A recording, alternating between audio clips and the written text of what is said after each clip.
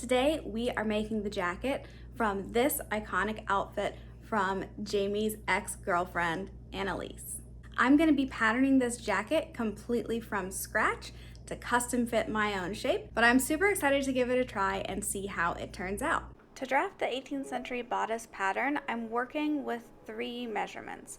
First is my waist measurement, second is my bust measurement, and then third is the vertical distance between those two, sort of like underneath the arm.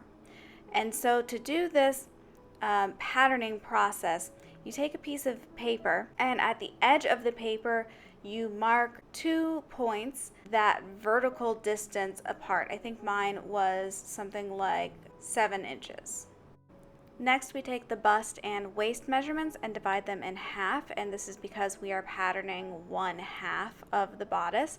And you measure out from those initial points that you marked and mark points for each of those halved measurements.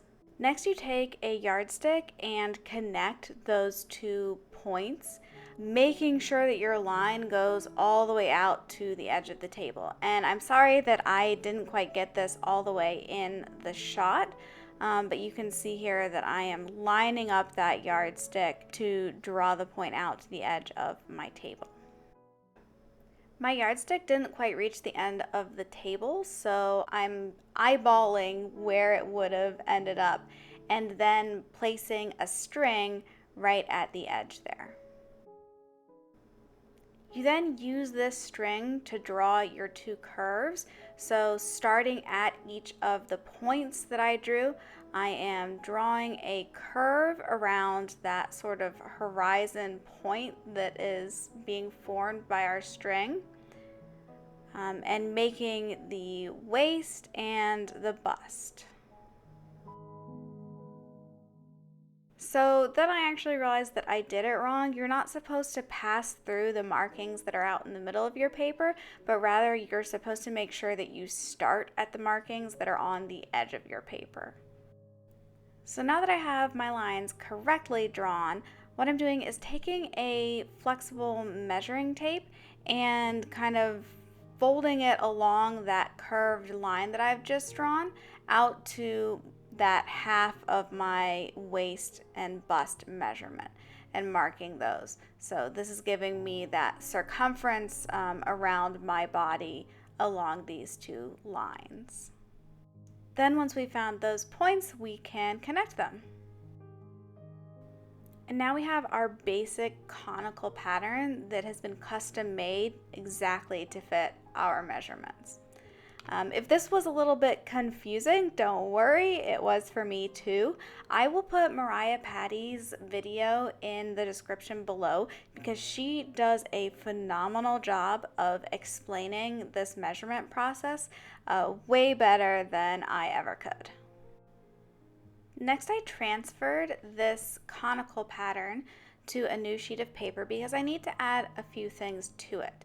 I need to add the curve that comes to a point in the front, as well as the curved point that is on the back of this bodice. In addition to that, I need to pattern the front neckline and shoulder strap, as well as the back neckline and where the shoulder strap will attach. So to do this, I copied out this conical bodice pattern and I left it as is on the bottom because I wanted to be able to kind of sit it snugly right up against my waist. But I extended it at the top edge and then cut a slit from the top directly down to right where will be the underarm. And then I'm actually going to try this on while wearing my stays so I can get a good idea for where that fabric needs to go. So you can see here that I'm holding up that pattern piece to my body on top of my stays, and then I'm taking a Sharpie and marking where I think the neckline needs to go and where the shoulder strap needs to go. And this is just going to be sort of like a rough estimate because of course the paper doesn't quite lay as flat and as nicely as fabric would.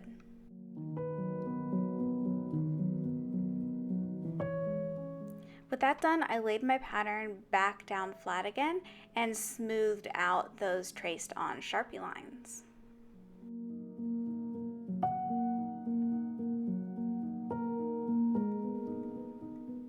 After taping the shoulder straps together and cutting it out, I tried it on again, and I thought overall the fit was pretty good, but the angle of the shoulder strap and the back piece needed a little refinement. There wasn't quite enough room for my arm to go through, and it was kind of pulling the center back away from the center. So I traced a fresh pattern piece, but this time I extended the shoulder straps on each side to give myself enough room to overlap and play with the angles when I tried it on.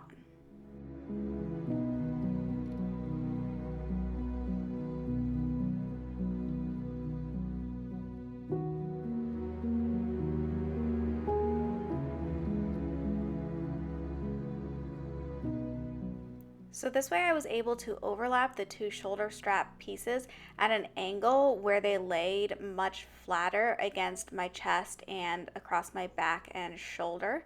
I taped that down so that I would know what that angle was and be able to translate it into my pattern piece. Then I was finally able to make my first fabric mock-up. And I have to say, I was very impressed with the fit. Very pleased how all of this turned out. It was kind of perfect. Satisfied with the fit from the waist up, now I had to tackle the waist down. And for this jacket, that means adding the little pointy bits at the center front and center back. So I went back to my paper pattern, traced out a new copy, and then made sort of like this little V from the center of the waist, extending it down in the front and the back, just sort of like at a straight angle. So then I was able to try it on again over my stays and again take a Sharpie and draw on sort of a more graduated curve that hugged the waistline more before gradually descending to the center points. After cutting it out, I held it up to my body again to make sure I was satisfied with the angles of the curves and how everything was going to sit against my waist, and it all looked good to me. So now here comes the tricky part. How am I going to pattern the skirt that gets attached at the waist? It's kind of like a traditional circle skirt, except that our waistband is now no longer a perfect circle because we just got done adding the little points in the back and the front. So I need to make a skirt that's going to be circular on the outer edge, but then curve appropriately to follow down to the little points, if that makes sense.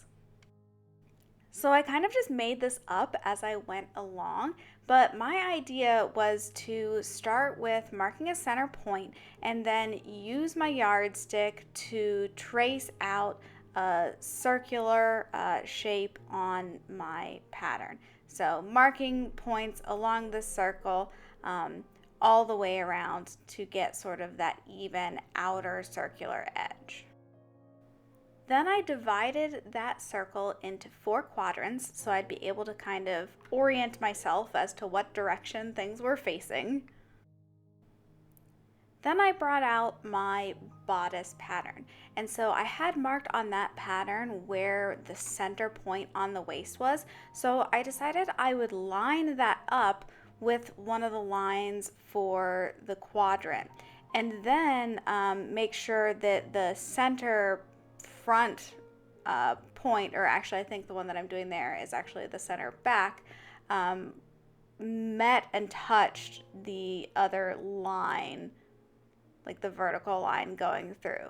So essentially making sure that I'm tracing out the same curve from the waist of the bodice.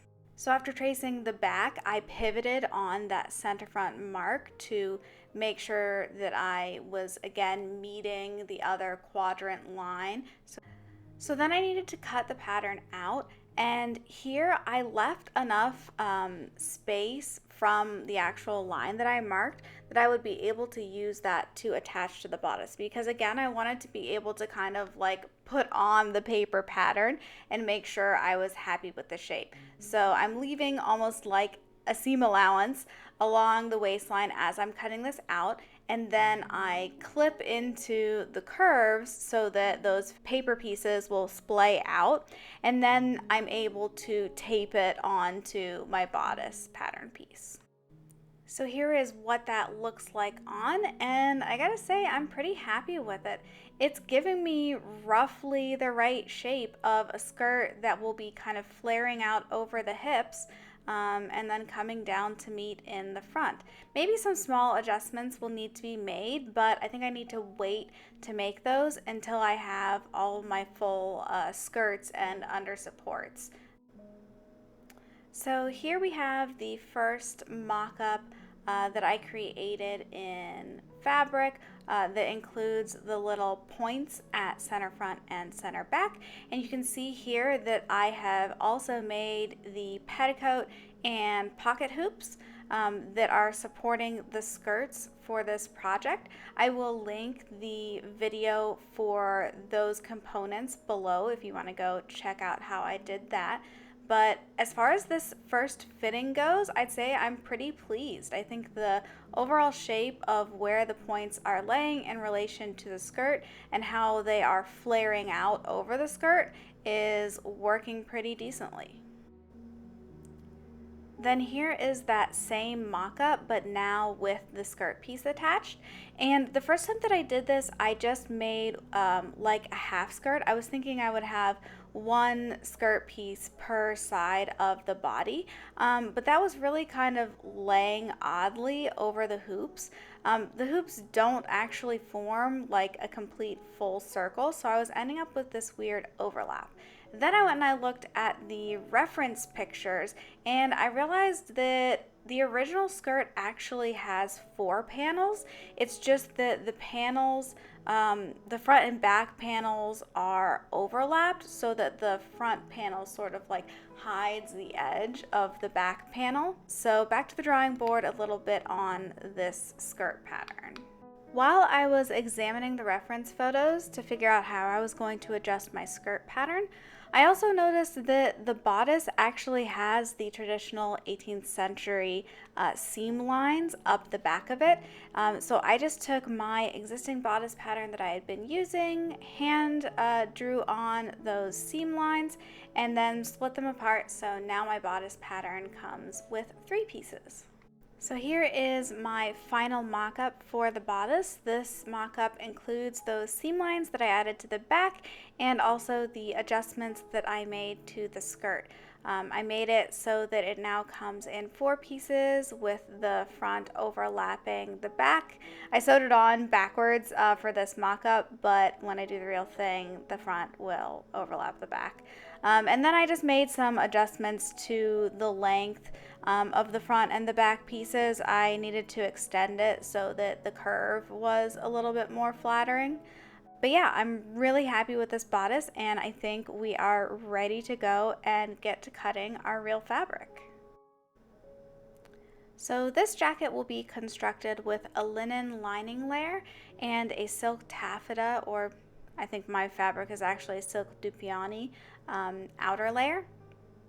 So the first thing that I'm doing here is tracing out each of my pattern pieces and then also tracing on the seam allowance that I will need to add around all edges.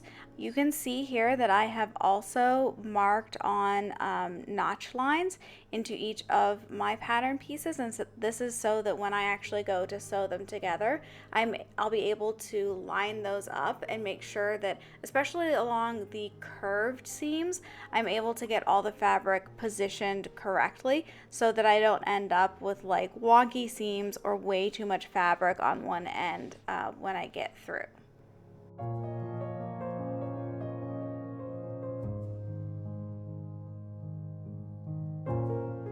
When it came time to cut out the skirt panels, I realized that I didn't quite have enough of the linen left. There was going to be part of the skirt panel that was sort of running off the edge of the fabric. So I actually got to do something that I've been wanting to do for a while, and that is I was able to piece some scrap fabric together, which is a period correct technique. When you didn't have enough fabric to get all of your pattern pieces cut out, you would take sort of the smaller pieces of fabric and sew them together so you could get a big enough area to cut your entire pattern piece out. And this was kind of complicated, only because I had such a tiny amount of fabric left. I almost didn't think that it was going to fit, but I managed to piece it together in sort of like 3 different places and come up with that seaming pattern that worked. And now I have a period correct pieced lining. With my lining pieces all cut out, I was able to use them as the guidelines for cutting out my silk fabric, so that way I knew I was going to have exactly the same seam allowance on both fabrics, and then also I didn't have to go through the process of actually measuring out my seam allowance a second time. Congratulations for making it this far in this marathon of a project. If you're enjoying this video, please give it a like, and if you want to see how this project turns out, subscribe to my channel so you can get notified when new videos drop. The first step in the construction was to sew all the bodice lining pieces together along those pretty curved seam lines that I added when I was patterning. To give the bodice some structure and support, I'm adding boning to it. I'm going to add 1 piece down the center back, and this is to make sure that that point down the center back actually stays nice and pointy, and so that the fabric lays nice and flat against the small of my back. So I'll be adding 1 piece there. I will also be adding 1 piece directly underneath the arms on the side of the body, and then another piece down the center front to give stability to that front edge, because I'm going to be adding some hook and eye tape to close the center front, and I need like a rigid edge to take the stress from those hook and eyes so it won't pull. To do this, I bought some fabric covered plastic boning, and I was expecting this to be the kind that I've seen other costumers use, where it comes kind of like already with a boning case on it that you could actually remove the regular plastic boning from if you wanted. But when this came in, it was actually really interesting. It was like encased in this sort of like very rigid, almost velvety type of material that seemed to be bonded to the plastic boning, so you couldn't remove it. I was a little bit skeptical when it arrived, but it actually worked out really well. So I'm just cutting those to size, and I'm making sure to cut them and not go all the way to the edge of the fabric. You only want to go up till the edge of where your seam allowance starts. So this is what the bodice looks like with those bones sewn into the center back and underneath the armpits. I am waiting to sew in the bones for the center front until I am able to try this on over my stays, because I need to determine the exact closure point. I left some extra seam allowance in the center front so that I could adjust the fit. I wanted to make sure I actually had enough fabric so that I would be able to close the center front. Moving on to the outer bodice construction, I followed the same steps of sewing the curved seams and the center back seam, minus the step of adding the boning in. Only the lining is going to have the boning. Next, I sewed the bodice to the lining with right sides facing at the center back neckline. And this is what that looks like flipped right side out. You can see only attached at the center back neckline, and everything else is still hanging free. To make sure that the lining and the outer were laying flush and flat against one another, I smoothed them out really nicely from the center back, pin them in place, and then I'm using a little prick stitch with thread that matches my outer fabric to attach them together all up each of those vertical seam lines. So you'll never see these little tiny stitches, but it'll keep the lining from kind of shifting around inside of the outer piece. Next, I have folded the outer and the lining pieces along the neckline in towards one another, clipping along those curved seams. And now I'm just kind of doing that same little prick stitch to hold those two edges together. And I'm only doing this from the center front, like leaving a gap, because remember, I don't exactly know where my center front edge is going to be. So leave myself a little bit of space, and then really only going up to about where my collarbone is, because that strap needs to be free for when we install the sleeve later. To figure out where my center front needed to be folded, I tried on the bodice over my stays and folded right up to the center point. And I didn't get footage of that, but you can see here that it is folded over, and now the next step is to attach the boning to it. So I have my lining folded towards the inside with my boning piece laid flat on top of that, and then I'm just holding that in place with some of my little clippies, and I am hand stitching using a running stitch through the sort of rigid edge of my boning piece, and just doing that all the way down to hold it in place.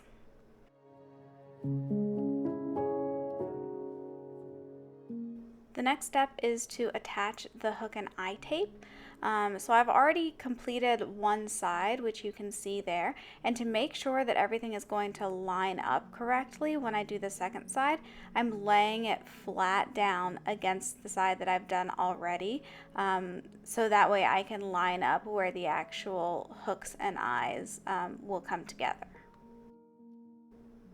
Then I'm just using a whip stitch to attach the hook and eye tape, and I'm making sure that I actually pass through that rigid boning casing right at the point where each of the hooks and eyes are, just to give it a little more added stability and make sure that they really are attached to that rigid boning so that I won't get any pulling.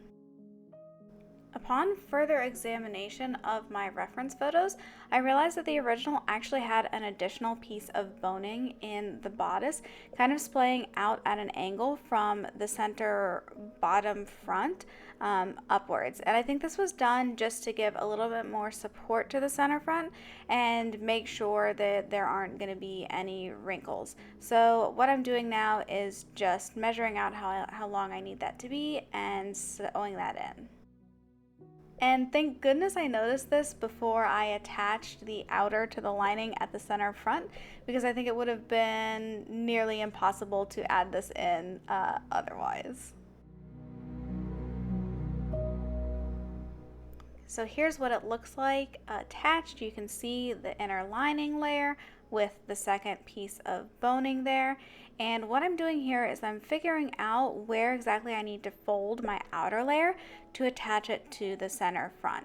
The problem is that the linen stretches quite a lot while that outer layer of silk doesn't stretch at all. And so even though I cut these two pieces out of the same pattern size, with all of this trying on and figuring things out, the fold point isn't going to end up being the same for each one of these. So I realized that I needed to try it on with it attached at center front and then fold the silk piece under and pin it in place so that I know where to stitch it down. And if you are doing this at home, I would definitely recommend leaving like a lot of extra seam allowance in the front when you cut that outer piece. I left about 3/4 of an inch, and my fabric had stretched so much that at the very bottom I only had like the tiniest little piece to curl under. It would have definitely been a lot easier if I had had more, so I would say leave like 1.5 inches. Okay, so next step is to assemble our skirt panels. Remember that we have 4 individual skirt panels, and the front and the lining pieces need to be attached on each of the 4 panels individually. So I'm just stitching around the outer edges on the side, down the bottom, and then up the side, and leaving that top outer edge open. I'm doing this with right sides facing, and then I'm going back and understitching as much as I can in places. So that means that I'm going to go back and stitch the seam allowance to the lining side, and that's just so that it'll keep it folded back towards the lining, so the lining like won't sort of roll out and peek through from the right side. So once it's understitched, then I turn each piece inside out, give it a press with the iron, and we are ready to go. Next, I am attaching the skirts to the bodice at the waistline, and I'm doing the front panels first, making sure that I line them up so that they meet at center front, exactly where that front point of the bodice is coming down. And stitching out almost the edge, leaving a gap so that I can place the back piece underneath it once I get it attached. I'm also leaving this gap because I need to add some lace to these pieces. There's lace that goes down the center front of the bodice and then kind of turns when it hits the bottom of the skirt, goes along that outer edge of the skirt, and then turns again and goes up the side piece of the front skirt. And it actually goes right into the seam at the waistline. And my lace hasn't come in yet. I am still waiting on it. So I need to leave that little bit of space so that I can add the lace later. To encase the raw edges of the waist seam, I'm taking the lining and tucking it up towards the inside and pinning that to the waist seam. Now, as I'm doing this, I'm making sure to pull that waist seam out tight on the outer edge so that I have an appropriate amount of lining fabric, so the lining and the outer on the bodice continue to lay flush with one another. With it pinned in place, then I'm just going to go and whip stitch it down. Attaching the back skirts to the bodice is a little bit tricky because I want them to meet at exactly the same point in the center. So I'm measuring my seam allowance up on both sides to see where they meet, and then using a pin to mark that spot so I can find it later.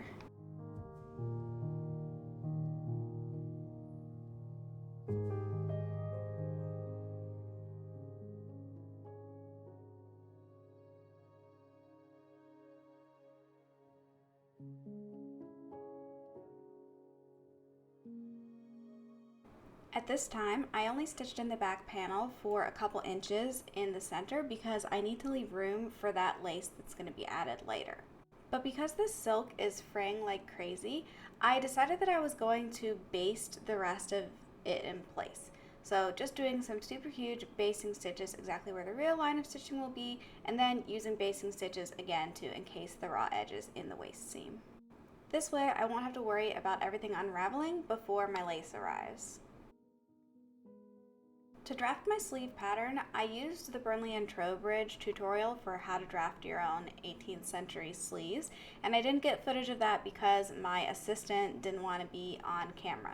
But here is basically the fabric that was draped directly onto my arm to come up with the sleeve, and now I'm just taking that and using my ruler and pen to refine the lines on it.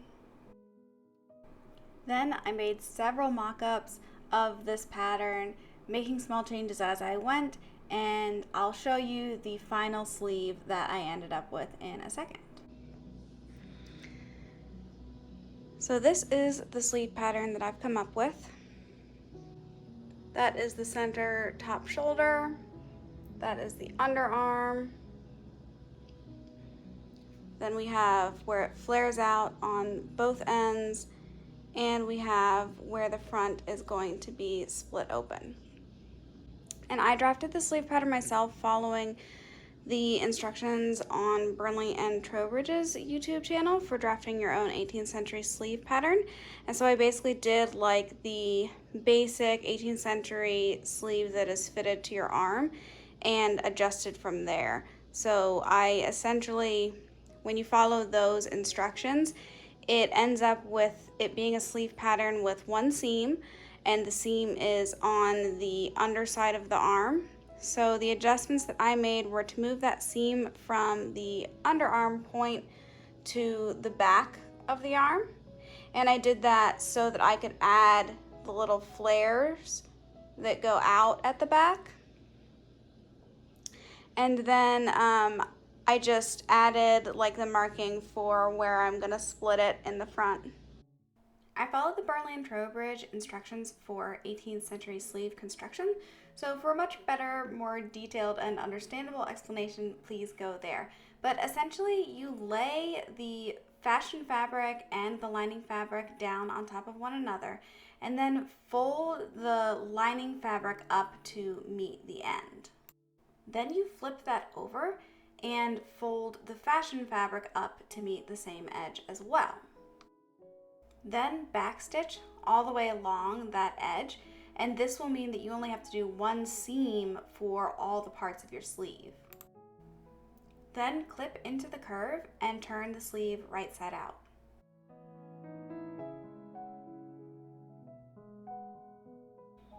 Next, the sleeve gets pinned in place, and the sleeve head is going to be a little bit bigger than the actual opening of your jacket. So you kind of have to make these little pleats at the very back of the jacket, right where the seam line meets in the back.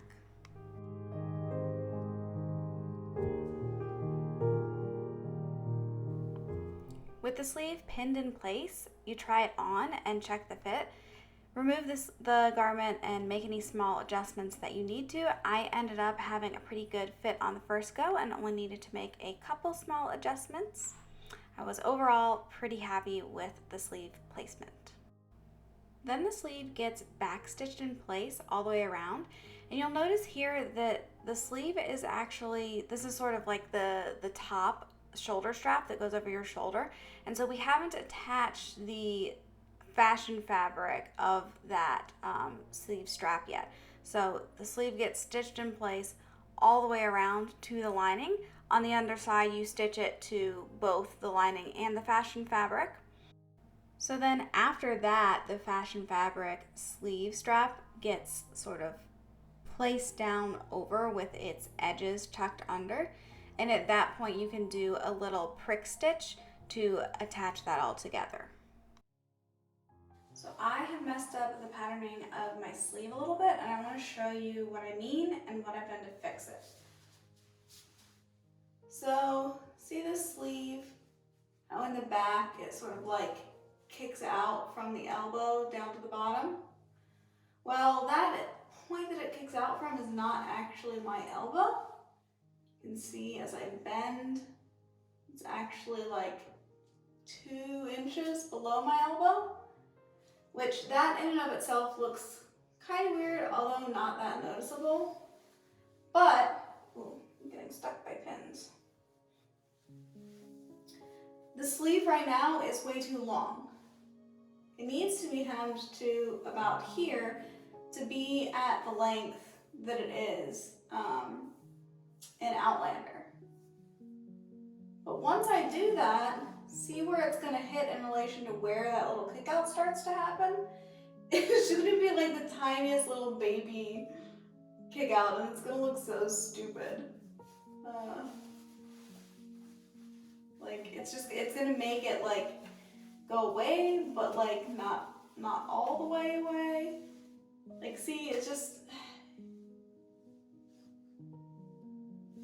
going to be weird. So what I've done, because I don't want to completely remake sleeves and reattach them to my bodice, I'm done with that. What I've done is pin this up so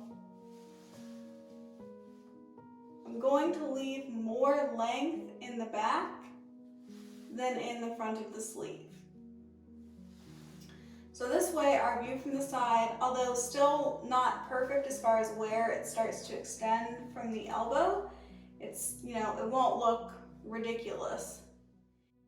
Then to finish the edge of the sleeve, I just rolled the edge up on itself twice, pinned it in place, and did a regular hem stitch on it.